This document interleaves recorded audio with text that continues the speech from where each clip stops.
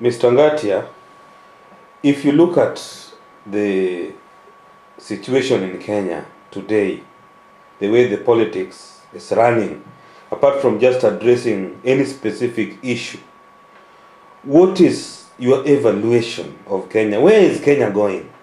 Because we have a new constitution, we have all these Hague cases going on, we have a new election coming in for a new government to be elected. How do you see things from a broader point of view? Generally speaking, what is your perspective of Kenya? Thank you very much. There are a lot of problems in this country. The people of this country are well known. In fact, since Mau Mau, when the British colonized this country, Kenyan people have been resisting. They are very resilient. Mau Mau fought war, and they lost. I say they lost because Kimathi never became the president of Kenya, and we have seen when Museveni took up arms and went to the bush, he fought Obote, Okello, and he became president. Garang of Southern Sudan took up arms, went to the bush, fought and became president of Southern Sudan. Kagame, the same. How comes Kenyan people, they don't ask themselves, if we fought for independence to liberate ourselves from imperialism and colonialism, why Kimathi never became our first president? We hear somebody called Kenyatta. Mau Mau fought. We don't hear any Mau Mau in the government. And we know all generals from Mau Mau. Not even one. Those who are lucky not to be wiped, those who survived the war, Akina General Mwaliama, people like General Muriuki Kamoto, popularly known as General Tanganyika, Mwaliama, by Mungi, were all killed by Jomo Kenyatta after Kenya attaining independence. So, you see, Kenyatta leadership, instead of helping Kenyan people with good laws, first constitution was oppressive. And we have lived with that constitution until last year, when Kenyan people voted for a new constitution. We had a referendum, Kenyan people voted, but you can see today, the Kibaki government has refused to implement a constitution voted by majority of Kenyan people. Again, if you look at this Kibaki, he joined the parliament in 1963, direct from Makerere University in Uganda. And when he joined the parliament, he served Kenyatta for the last 16 or 17 years. Again, when Kenyatta passed away, Moi took over. Kibaki again served under President Moi as a minister and as his vice president until he was again the last person to abandon Kanu. And when Kibaki was elected by all Kenyan people, that was 2002, Kibaki cheated them. Kibaki blamed Brook Mo. Look his leadership. 2007 election, he rigged himself. That was eternal Gema, Kikuyu ruling class coup. Because today Kibaki is sitting on Laila's seat. It is true. Remember, we sat during the elections, we sat there. We saw how Laila won elections. And these Kikuyu ruling class home guards who have been oppressing the Kenyan people decided we cannot hand power to Raila Odinga because they don't believe anybody can lead Unless you come from Gema tribes, you can lead Kenya. So, if you look at the problem affecting us, even Kikuyus themselves are brainwashed and suffering than anybody else. Look what is happening today in Central Province. Broken homes, women being beaten by their husbands, school has collapsed, hospitals has collapsed. What do you hear in this Kameme FM, Uhuru's Kameme FM is where radio, mass media is telling Kenyans to go to India for diabetes, because today there is a lot of diseases in Kenya. Diabetes, ugonjwa wa sukari, malaria, kidneys. Instead of building hospitals, training doctors, they are not doing that. This country is lacking a leader. Today, we need more schools, because we are 40 million plus. We need more schools. We need good leadership, leaders with vision, leaders who are who are ready to fight corruption, leaders who are not tribalist, leaders who understand we are all Kenyan people, regardless of your tribe. It does matter, because each and every tribe has stomach to feed, has children. If you look, for instance, to Kenya areas, let's say Mombasa, start with Mombasa. The coast is occupied. That's what the Kenya Red Alliance believes, that coast people should be in the front line fighting for liberating themselves, because look here what tourism has destroyed the coast.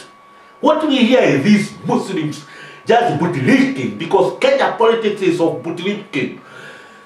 They bootlicked Kenyatta for the last 17 years. Then it came Moi, they bootlicked Wakaraba Moi for the last 24 years.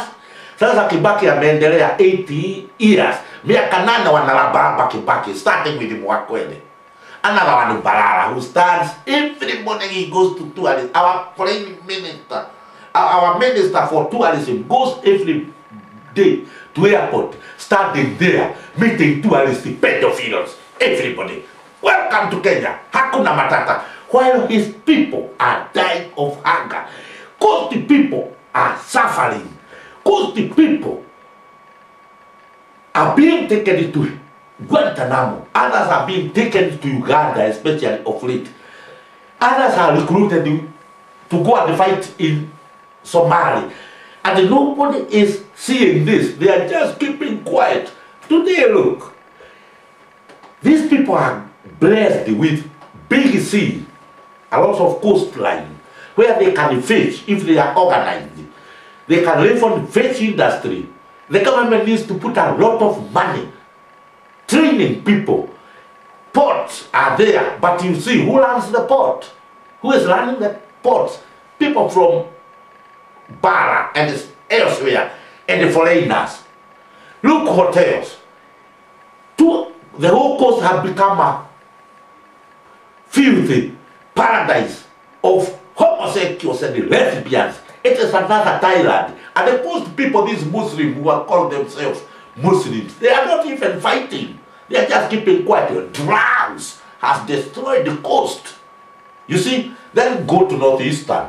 The whole of Northeastern, today, Garissa, start with Isiolo, that borders Meru, is chaos. There is war everywhere.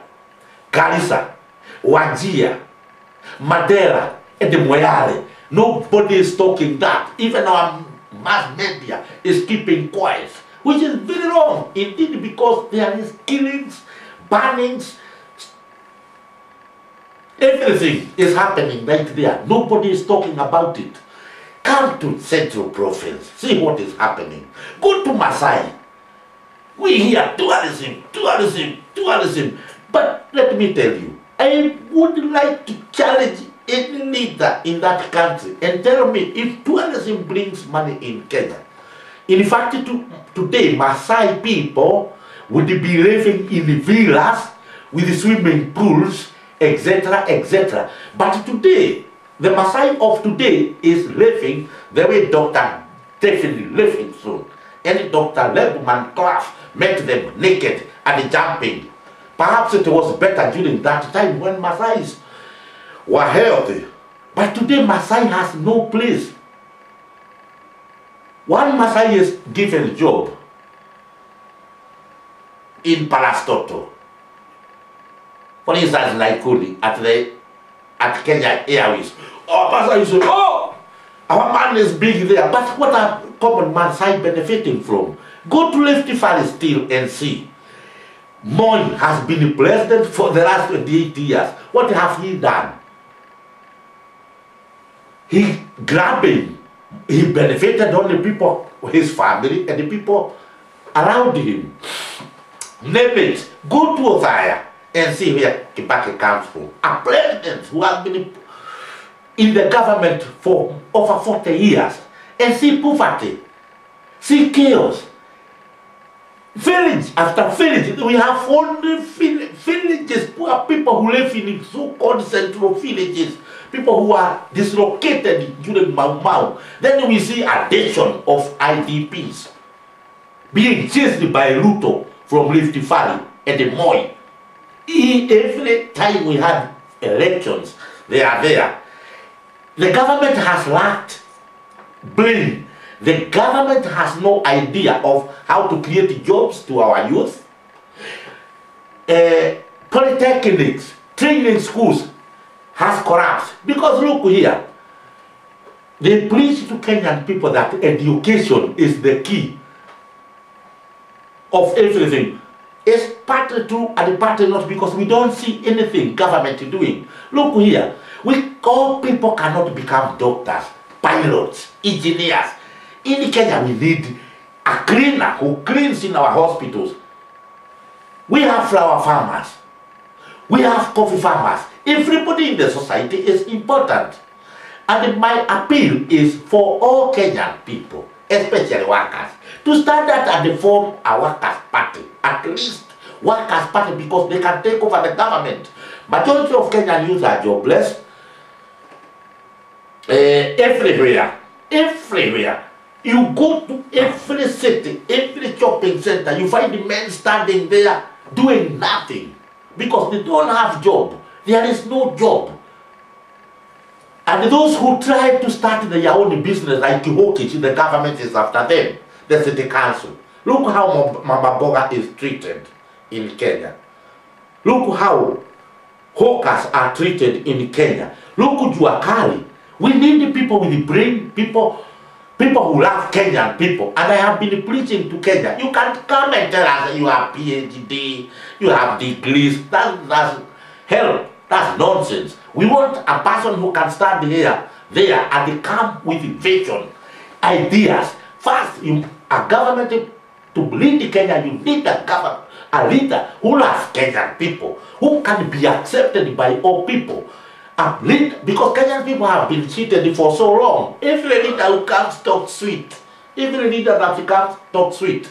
But we need a leader who can take care of Kenyan people. A merciful president. Look here, you don't need to be told about the slums, because when you go just outside Nairobi, you see the slums. People who have never seen electricity, people who have never seen flush toilet, people who are sick.